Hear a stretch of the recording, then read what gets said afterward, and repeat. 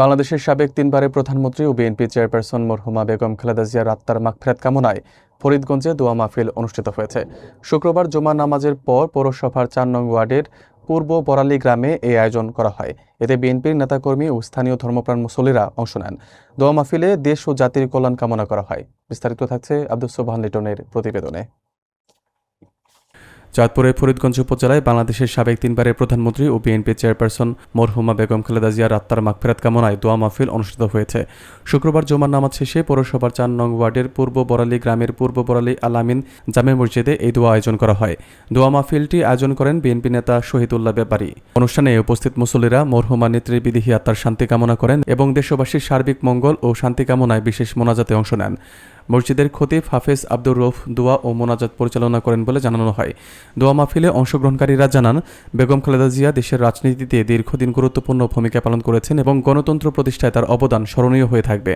তার আত্মার মাগফিরাত কামনা করে এই দোয়া মাহফিলের আয়োজন করা হয়েছে বলে আয়োজকদের পক্ষ থেকে জানানো হয়।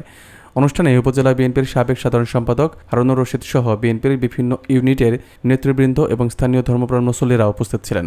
দোয়া মাহফিল শান্তিপূর্ণ পরিবেশে সম্পন্ন হয়। বেগম খালেদা জিয়া আপসের নেত্রী এই দেশের জন্য কি করছে সেটা আপনারা জানেন।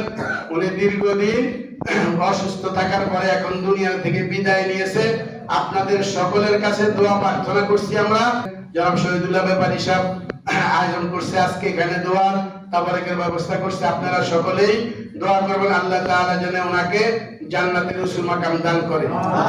আমাদের ৪ নম্বর ওয়ার্ডের সকলের থেকে দোয়া চাই।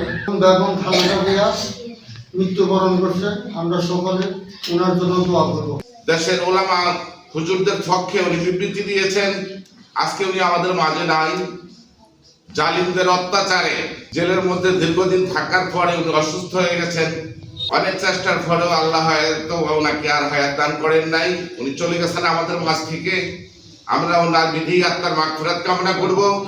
পাশাপাশি প্রয়াত রাষ্ট্রপতি জিয়াউর রহমানের আত্মার মাগফিরাত কামনা করব।